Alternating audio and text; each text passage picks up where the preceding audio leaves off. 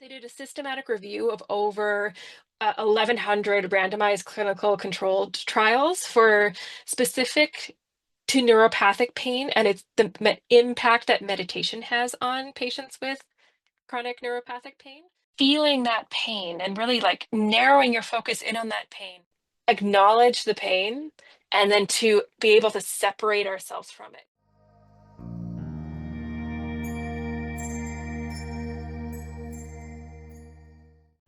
With us today is Avery Thatcher. She's going to help us discover how meditation can help us navigate the challenges of chronic pain, not by erasing it, but by shifting our relationship with it. Avery will discuss how techniques like micro meditations and external anchors can create moments of calm amidst pain, and how focusing attention outward can provide relief when going inward feels so overwhelming. She will equip us with practical tools to use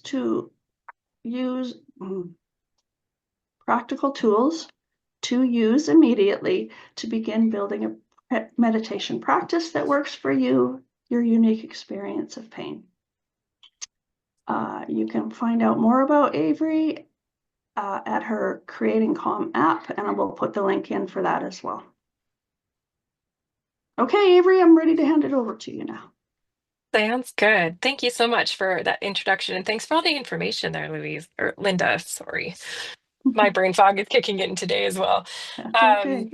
yeah, so hello everyone. My name is Avery. I used to be an ICU nurse. I worked at the Foothills and the Children's Hospital here in Calgary. I've worked at hospitals in Kingston, Ontario, also in Vancouver, and I really started my business because I realized that the number one reason why adults found themselves in an ICU were because of illnesses and diseases that could be linked to chronic stress. So, being the super nerd that I am, I dove into all the research around that and the different practices that people talk about. I got my 500 hours yoga teacher training. I've done mindfulness-based stress reduction training. I've completed a mindfulness and meditation certification so that I'm able to teach it.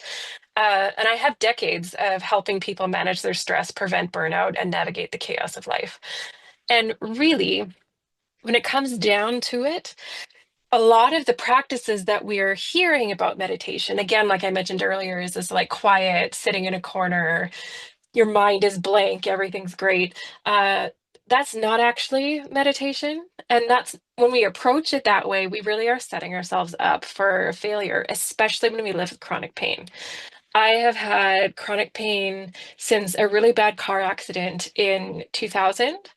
And really, for me, both hypnosis and meditation have had a profound impact for me. And when it's meditation, often when we try and just go directly inward, our brain immediately focuses in on that pain. And this is where we actually have to approach things slightly differently, more systematically, and more like how the practices were actually designed to go. And keep an open mind into how we navigate into a space of meditation. So, just a quick overview of some of the research that I wanted to point out for you. A study released in 2024, so just last year, they did a systematic review of over 1,100 randomized clinical controlled trials for specific to neuropathic pain and its impact that meditation has on patients with chronic neuropathic pain. And all of the studies, when they did this big, huge systematic review, showed that there was statistically significant impacts on individuals that lasted months after the initial intervention was taken. And so these results showed lower neuropathic pain self-reported scores after meditation interventions, lower depression, anxiety, and stress scores, higher quality of life, higher sleep quality, which I know is so important, especially when we live with chronic pain, and then overall lower pain impact scores. And so that means that even though the pain is still there, it's not having as great an impact on our life, the quality of life, and the decisions that we make. Then another study, which I really found super helpful, was in 2017. It talked about mindfulness, which is kind of a precursor to meditative practices. And it also showed statistically significant impacts on subjective experiences of pain. And so this isn't that we meditate and then our pain goes away or that it lessens. It's just that our relationship to it has changed. And that is where our power lies, really. Because with chronic pain, we can't really just meditate that pain away. Medications can't even do that for us, right?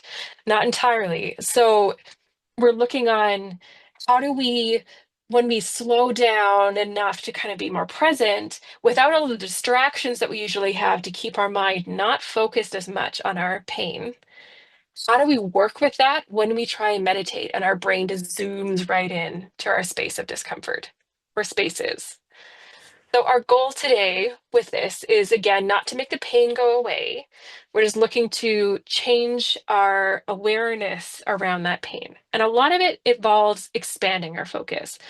And so just to kind of give this a bit of a background and a metaphor, I just want to talk about if you've ever been to an orchestra or a symphony, you know that you're sitting there in the audience and there's chairs all set up in front of you. So just if you can imagine yourself sitting there and there's all of these different chairs with music stands, the lights are on the stage, the lights start to dim a little bit in the audience, and then all of the musicians come out carrying their instruments and they take their spot and they unpack and put their sheet music up on the music stand and then they start to warm up. And it starts off maybe with the flutes starting to put their little high pitch runs going there, and then the strings instruments start to play little riffs that they were working on tuning, and then the tuba comes in with its deep sounds. The drums are starting to tune and warm up again, and everyone's working through this thing, and it's just this cacophony of noise and chaos and everything. But then there's a bit of a lull and it kind of settles out, and that's when the concert master, that first violinist, stands up and signals the oboist to play the note, and everybody then starts to play that one note. So that one note starts with the oboist, and then it slowly expands out through the entire orchestra, throughout the entire auditorium, and that one note then just completely takes up all that space. And then from there, the conductor can step in and start with their baton. So with that visualization, congrats, you just did perhaps your first ever guided meditation. It is that simple. And then when we look at that as a metaphor, often it feels like life is this chaos. Our pain is causing all of this chaos in our body. And so it all comes down to first allowing that to be. And that can be really tricky for us to do. Then we work on focusing on something that we can then allow that focus and awareness to expand throughout more than just that part of our body that's in discomfort. And then once we're expanded into that view where the pain is not the only thing taking up our awareness, that's when we can start to navigate through meditation. And I know this sounds all really abstract, but we're going to go through this step by step. So the first bit is to allow the pain to be as it is. Now, when I say that in the chat right now, if I were to say, can you allow your pain to be as it is? On a scale of 1 to 10, how confident do you feel you'd be able to do that? 0 being not confident at all, 10 allowing it to be as it is. Ooh, a 10. Excellent, Allison. 9, 6. Okay. Yeah, these are some great numbers. 4. Good. Good, Mary. Yeah. 8. 8. Ooh, okay. So we've kind of got a bit of a spread. Like some people do feel really confident just to allow it be as it is, and other people feel like that's a bit harder for them to do. And a lot of this kind of shows where we're at in our self-management journey and how we've been able to create a relationship with our pain that's separate from our life experience as well. So, for those of you that rated it high, that you're able to kind of just sit and let it be, I'd invite you to do that right now. Just to kind of sit and then just start to notice your pain and allow it to become that kind of cacophony of sound that you hear at the beginning of an orchestra. But then also start to notice the sounds in the room around you, the temperature of the room. Start to notice how you feel sitting against the support that you're against right now. Does it not depend on the degree of the pain? Good question. And that's why it's such an individualized thing. So, in your moment right now, how easy is it for you just to allow that pain to be as it is and allow it to create all the noise it needs to make? I love that question, though, Michael. Shows me that you're a bit of a thinker. You can sometimes overthink, but that's all right. Me too. And we just kind of get into that cycle. For those of us that were a little bit lower, maybe like 6 and below, I want you just to first start off by taking a deep breath and then allowing your awareness to zero in on your pain.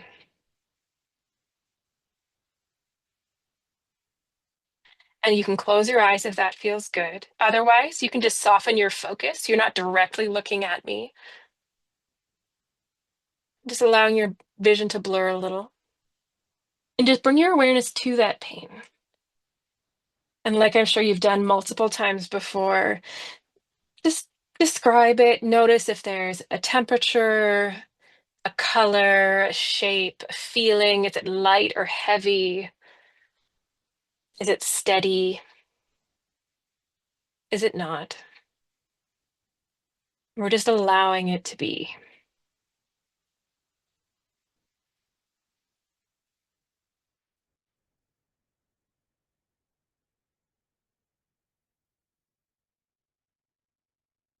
And then as you're sitting there feeling that pain and really like narrowing your focus in on that pain, remember that you are the one that's watching that happen. You are the one noticing that. So you are not the pain. You are the observer of the pain. You're sitting in the audience while the pain is on stage. Creating that separation is what we're focusing on right now.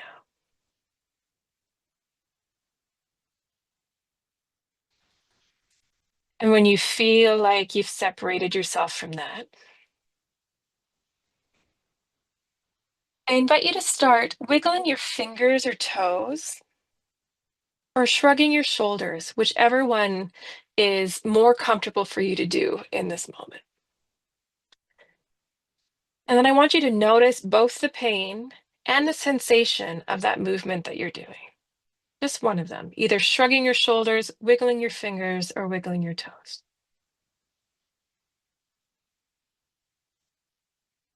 And now you're observing the pain as well as the sensation in your hands and your shoulders or your toes.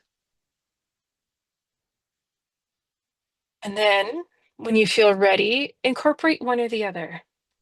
Start adding in one more little bit of movement for yourself. And just again, being aware of what that feels like. So for me, I'm lifting out my elbows a little. It helps give some movement to where my pain lives.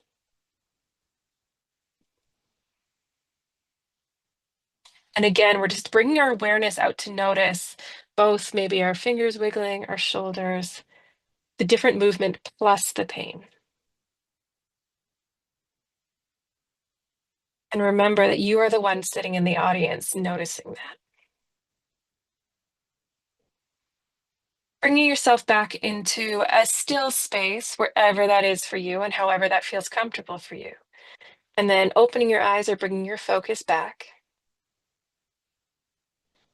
And then just in the chat, let me know, how did it feel to be the audience watching all of that happen for you?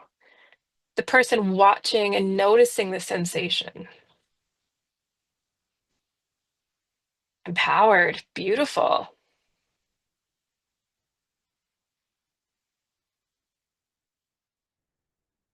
You liked it. Good.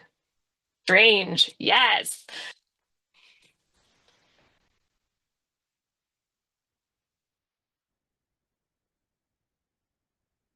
You think it hurt less, but then came back? Yeah, that's okay. Dark and disturbing. Okay, we've got two on the stranges and darks and disturbing. Yeah.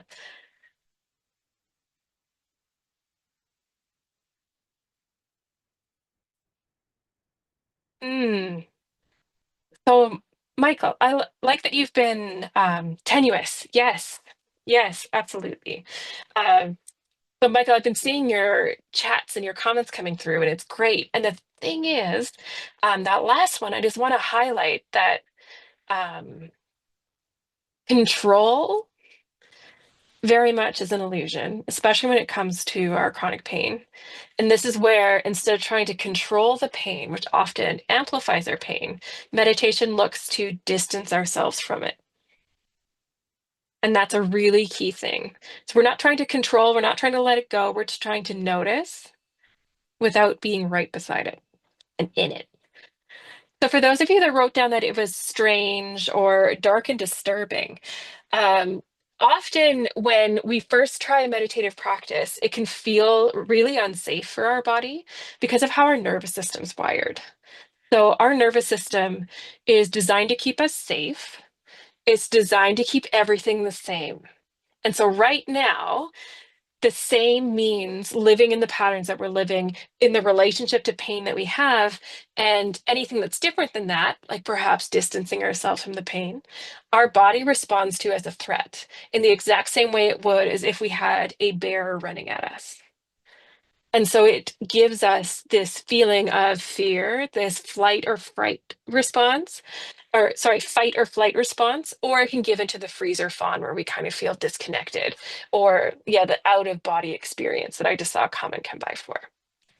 So when that's happening for you, what I would recommend you do is not do this lying down and keep your eyes open.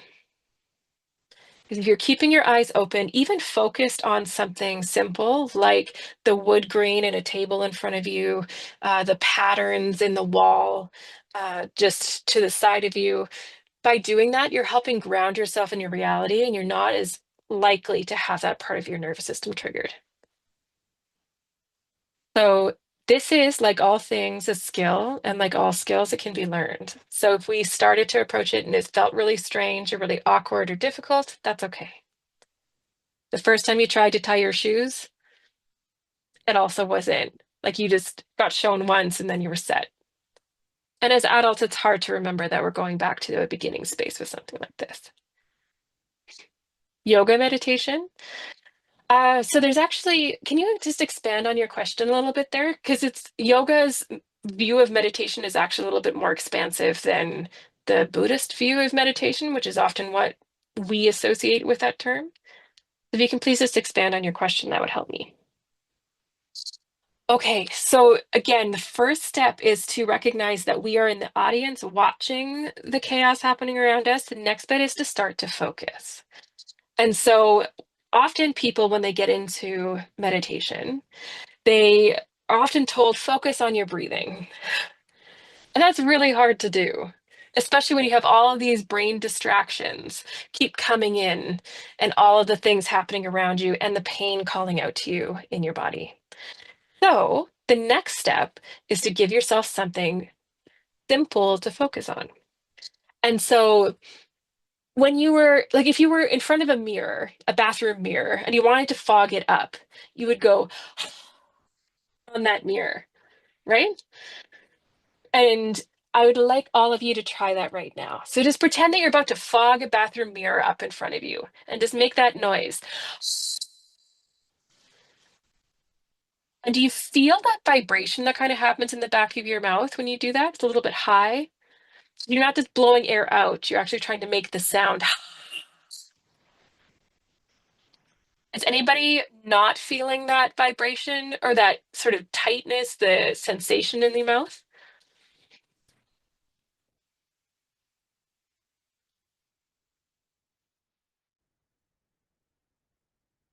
I see a couple of like maybes. So my next tip for this, not sure. Yeah, for sure. Um, for those of us that have seen the Star Wars movies, Darth Vader is very good at making this noise. So for all of his breathing in and out, he's making that deep inhale and exhale sound that kind of rumbles, and you can hear it, right? Oh, you feel it. Great.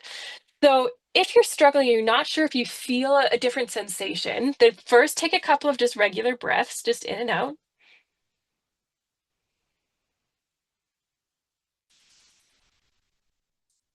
And then start to try and make that Darth Vader sound or that fog up the window sound.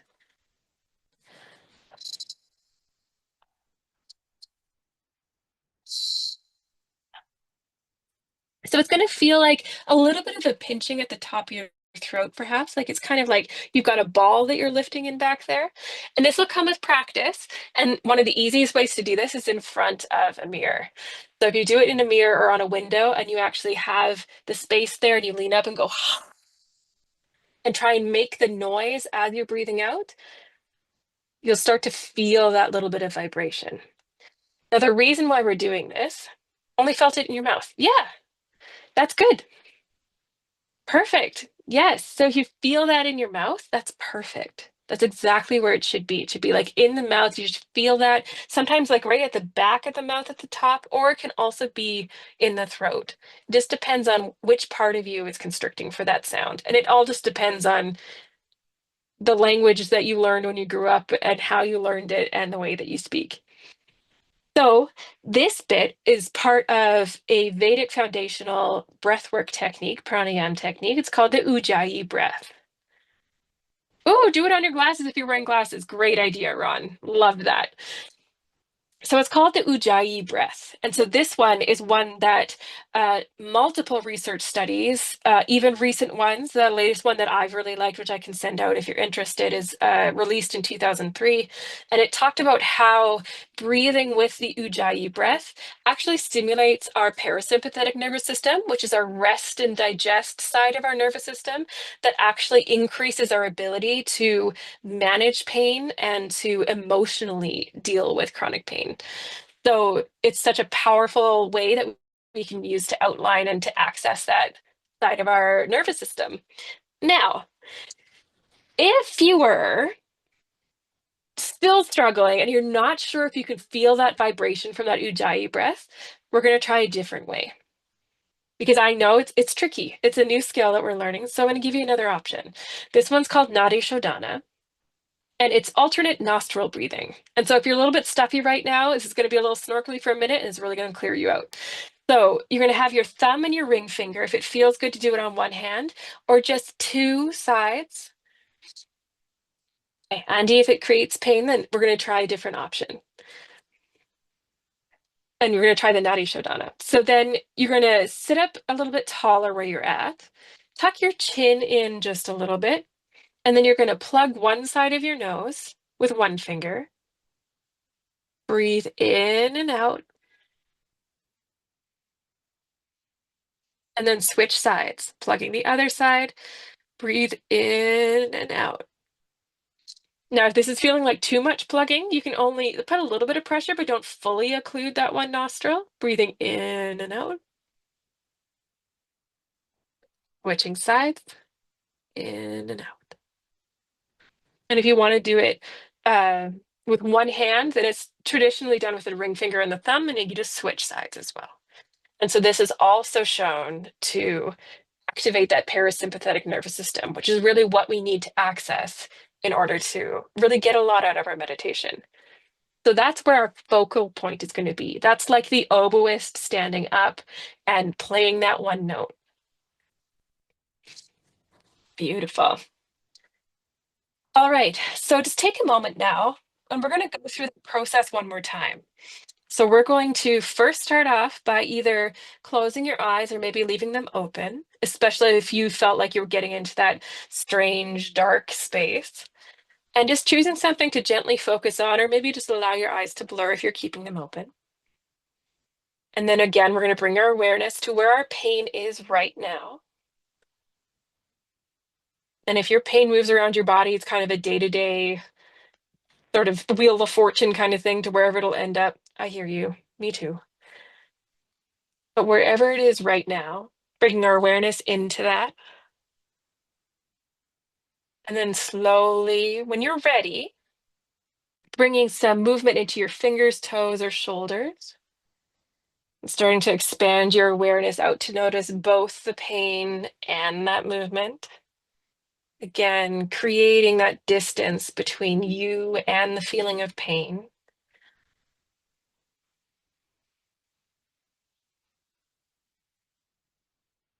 And then either continuing to wiggle and move as feels good, or if you want to come to stillness, you can do that as well. And then bring your attention back to one of those breathing techniques, one of those pranayama techniques. Either breathing with the Ujjayi breath, trying to fog up your glasses or your mirror, or one nostril at a time.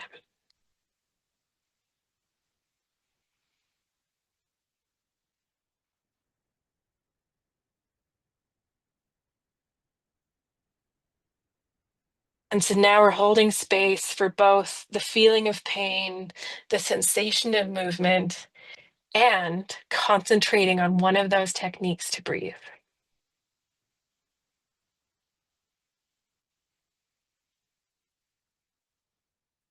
And with each inhale, imagining sort of a bubble coming in a little bit closer around you, around your mouth even.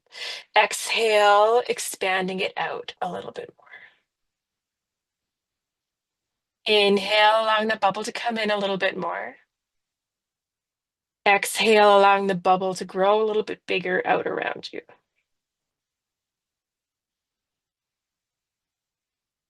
Inhale a little bit more. And then expand that bubble on your exhale, allowing it to take up even more space. And then notice how your focus changes from trying to keep track of all of this to watching that bubble come in and out with your breath as it continues to expand and get larger.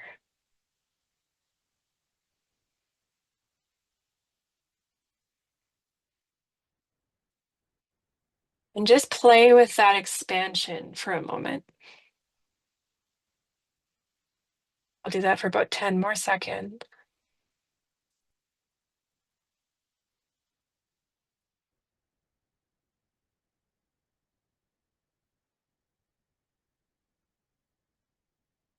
Wonderful. All right. So slowly bringing yourself back to the space where you're sitting, paying attention to more things about the room around you, perhaps taking a drink of water, and then come to the chat and tell me, how did that feel? Were you able to start to focus on the expansion and contraction of that bubble? And then maybe Linda or Louise, I'll have you read out the comments because some of them went by a little fast for me.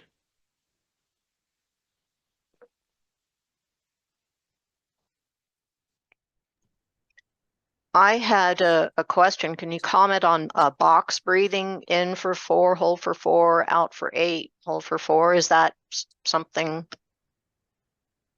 Okay. Yeah, absolutely. So box breathing also holds its roots in Vedic pranayama practices. Okay. Um, it's become much more mainstream though, which is wonderful because it is just that way where you could imagine a window or a box. And again, like Louise said, you would breathe in for 4 seconds, hold it for 4 seconds, exhale for 8 seconds, and then come back in. And so that does absolutely, in some people, help trigger the parasympathetic nervous system as well. Okay. Often for us, though, box breathing helps just turn off our stress response. So it makes us into a neutral space. Yes. And there's a lot of power in neutrality, and we're going to talk about that in a minute as well when we're going into some objective and neutral exercises. But really, the box breathing can, for some people, especially if you have an injury to your psychological nervous system, as in cases of trauma, box breathing can actually trigger dissociation. So be aware of your own experiences, your own healing journey, your own triggers before you try something like box breathing, because it can actually be quite counterproductive. It helps me diffuse from toxic thoughts or pain. Okay. So next comment. Linda Scott, my pain dissipated while the bubble was increasing and decreasing. Ron Miles, Avery have shown us many ways to what are your favorite ways to relieve pain, and how long per day do you spend on this? Great question. So there's so many different people that say you need to meditate for this length of time or this length of time. And then there's so many different Hmm, research studies that also have very varied amounts of meditation that then becomes effective. The truth is, you need to meditate until you're done. So some days my meditation takes me 30 okay. seconds. Sometimes it takes me a couple of minutes. Sometimes I do need the 20 to 30 minutes for me to really be able to create that space from my pain and to be able to start to expand my awareness. It That completely makes depends on sense. the day. So my best suggestion to you is meditate until you're done. Okay. Moving on to the rest of the comments. Awesome, relaxing, calm, very relaxing. And then one comment, one nostril continues to be blocked even after blowing it several times. Mm. Yes, so we're kind of heading into allergy season, even though spring seems to be a bit elusive for us. And so having that inflammation onto that one side of our body is really common. It also depends on which side you sleep on. There's a number of different things. So if the alternate nostril breathing is still feeling really occlusive on one side, then I would recommend that you try either the Ujjayi breath with the like fogging up that mirror. And I also have one other option for you. So if neither of those are really jiving with your body and you're not entirely sure, then the next breath pranayam that I would recommend you focus on is called the Kumbhaka breath. And absolutely, this requires practice. You're right, Maria. We're going to talk about that in a second, too.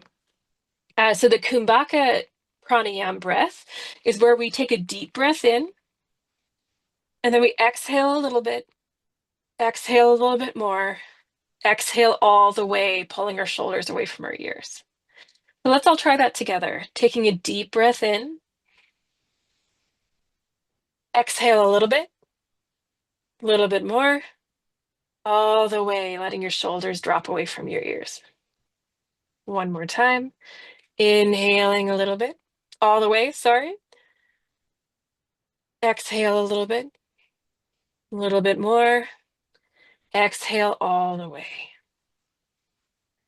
So that is another breathwork technique that it also shows that it does activate our parasympathetic nervous system, the rest and digest side, which gives us more of an option to be able to create space for our pain.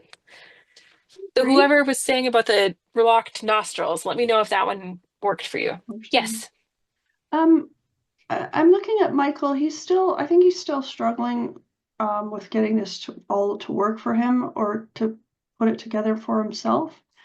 He says his pain is in his feet and lower legs, and it's from being diabetic.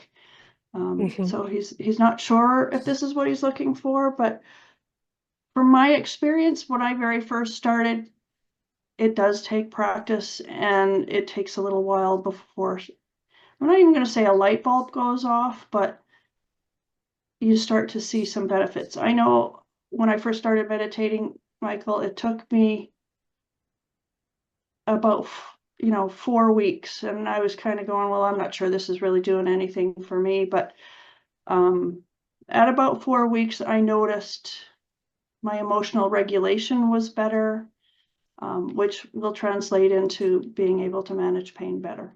So that was just my Yeah. experience, though. Yeah, great point. And for sure, this is where, again, when we come back to the orchestra mentality, there's actually no set time for those instruments to warm up. I mean, they do have to start the concert at a certain time, but they're given anywhere between 15 to 30 minutes, sort of as the flow that they have. And it all depends on the symphony that they're playing, the group that's there, where they're at in their learning curve, all of the things that decides how long that time actually is. And it's different every time. And it's where we hear that natural lull that we know, okay, next step is going to happen. That focus is going to be played so that the orchestra can then tune to that note and have that sound expand.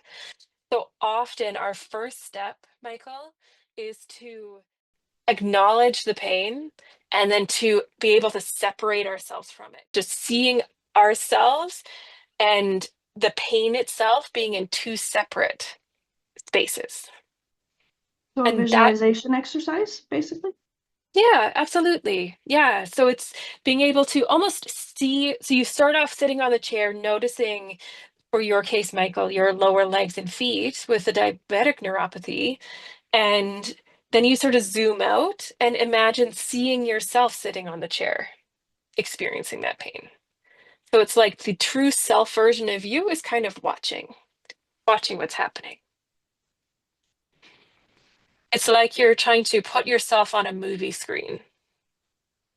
Because absolutely, when we watch movies, we can get into that. We can feel the emotional pull in there, but we can also separate it back when we like reach for a snack or somebody beside us coughs. We can zip out of it. We're not always attached to the story. Good. I'm glad, Michael, that that helped. And I think the more pain, like for me, I was having trouble focusing when we were even doing the first exercise because the pain started in my leg. And then when I sort of noticed it dissipating, I noticed the pain in my neck. And then when that started to dissipate, the leg kind of came back, and so did something else. And it was just like chasing a bouncing ball, but just Yes. switching. So here, when we're sitting in an audience listening to an orchestra warm up, we can have our focus hear the flutes and then hear the strings and hear the tuba and hear everything else. Or we can step back and hear the noise. So when we start to get drawn into those spaces, again, step back, hear the noise. Does that make sense? That's to me, yeah. Okay. All right. So, yeah, it's not so much a distraction as much as just allowing. Because when we're distracted, we're trying to not pay attention to the pain. What we're trying to do is allow the pain to be noise, not to be the focus, but to be the noise. Does that help, Michael? Let us know.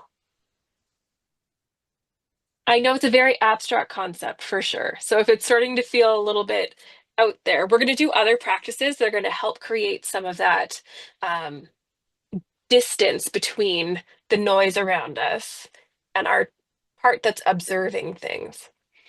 All right. So to work on that, we're actually going to start to look at things from that more objective and neutral space.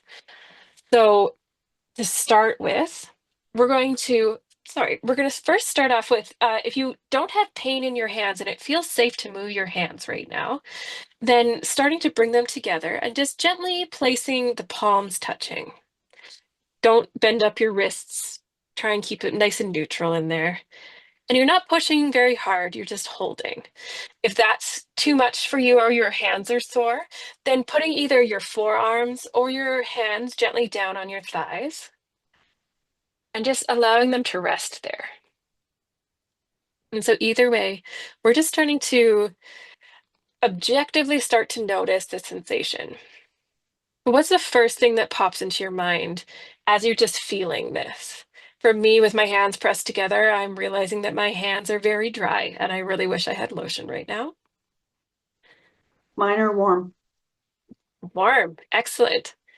Um, my thumbs are cold, but the rest of my fingers feel pretty neutral.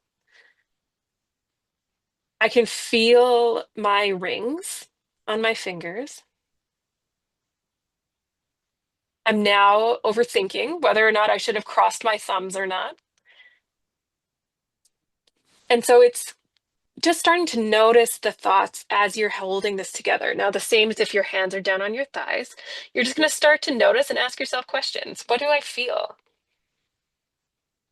It feels different because my sleeves are pulled up a little bit. So the part of my skin that's actually touching my leg versus the part that has the sleeve in between it feels different. I can feel the edge of my sleeve on my leg. I can feel the weight of my arms a little bit. I can also feel how putting that weight of my arm then pushes my leg into the chair below me. And we're just noticing facts, just information. That's where we're really focusing right now.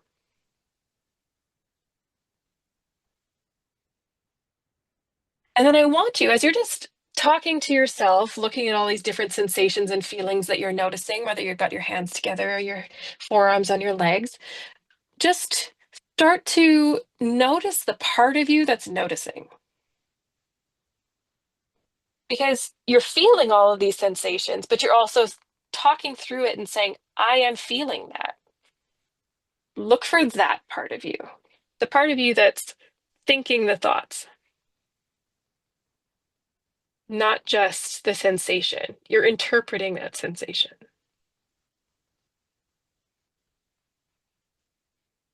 Avery, can you let me know when you're ready for another question? Absolutely. So, for those of you that are still in that exercise, start to bring your awareness to wherever that thinker of your thoughts kind of lives in your body. Is it in your head? Is it in your heart? Is it in your stomach? Is it in your mouth, your jaw? Where does it feel like those thoughts are coming from?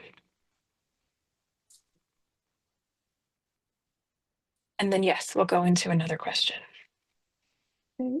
Ron had asked, in 2019, he sung himself out of an emotional pain depression, and a few days ago, he tried it for physical neuropathy pain.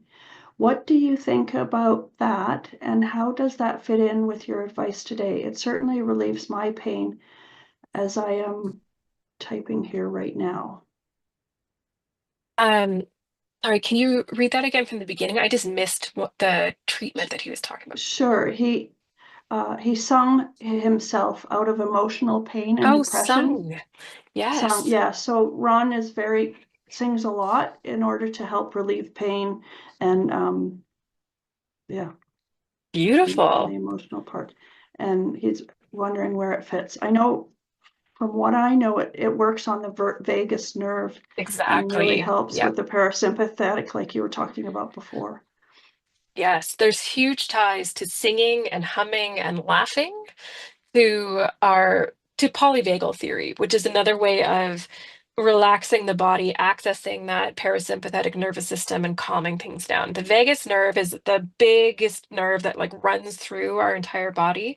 And a lot of what happens when it's activated is that things slow down, which is great. So we want to be able to strengthen our ability to access and to activate our vagus nerve. And so with things like singing, it's like that Ujjayi breath because you're creating vibration at the back, kind of, especially with singing or humming, because it's sort of lower, and humming kind of can get up into that same space as the Ujjayi breath as well. But you're stimulating the vagus nerve by doing those things. If humming or singing or that deep, like fogging up the mirror Ujjayi breath doesn't work for you, laughing does. And I remember my partner's grandmother, she did laugh therapy for the first time, especially as she was getting into her mid 80s and was experiencing a lot more chronic pain. She was having more small strokes and things and was just having difficulty with quality of life and was feeling very depressed. And it starts off really weird because you just start laughing, like forcing yourself to laugh and you feel really uncomfortable and or you can some people get into it right away. For me, I'm a very intellectual person, so I definitely get into those thought patterns of this is weird, what's going to happen here. But then as you keep going, you actually start to laugh at the fact that you're trying to laugh and it's weird, and then you kind of get into a space where you're laughing because you're laughing and you can't believe it's working. I So did one session of a webinar that was on laughing therapy. And yeah, it was exactly like you're describing. You're just laughing because now it just seems so absurd. yeah, it's so absurd to be laughing in the first place. Yeah. So, absolutely, singing, humming, laughing, and that Ujjayi breath can all activate that vagus nerve. Great I wake up thing, a Ron. lot of mornings with my whole body. It feels like it's vibrating. It's like my whole autonomic system is just firing, and I've got chicken skin all over. And I've learned that if I just hum, like very Mhm. repetitively, that I can make that calm down. Yes, beautiful. Oh, I'm really glad that works well for you. And I'm glad it works really well for you too, Ron. That's such a beautiful thing. Excellent. Any other questions before we keep going? He he did say something about, so you've shown us many ways to relieve pain. Louise read this out, but he thought maybe it wasn't clear. Or not to notice pain. Surely you have favorites. Taking into consideration none of these are permanent. How long do you consciously spend in a day? But I think you did answer that, didn't you? I did for the how do I consciously, like, how many minutes do I do this? Yeah. But you're right. They're all temporary, but they're all very accessible.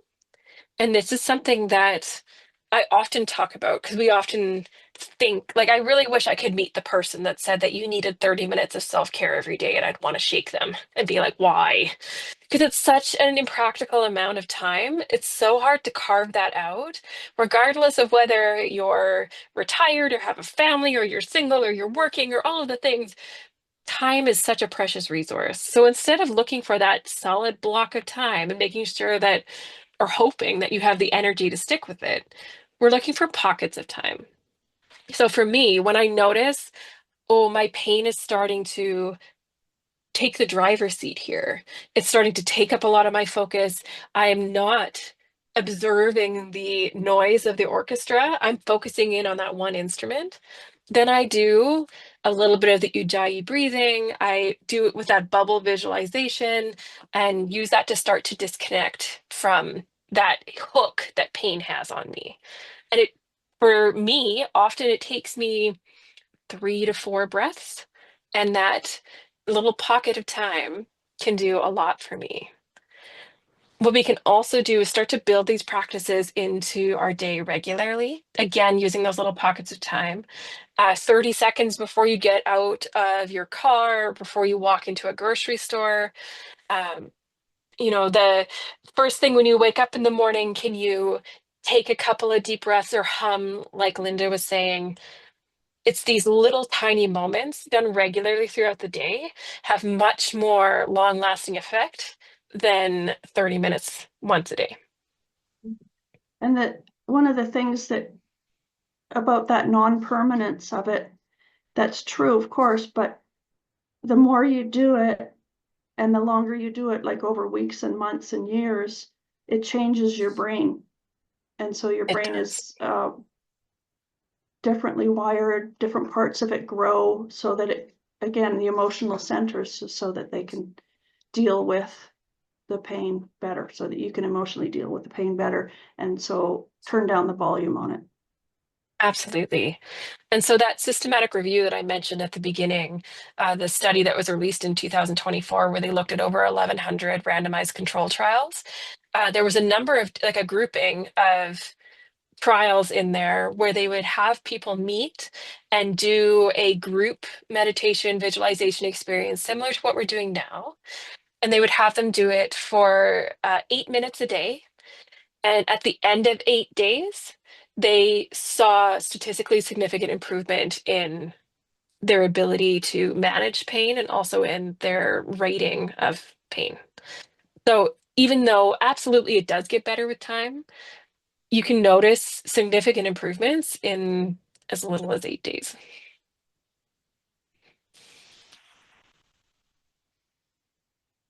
So part of what we're going to be talking about in the first of the three-part follow-up workshop series is really learning how to create more space between that version of you that's observing and the version of you that's experiencing.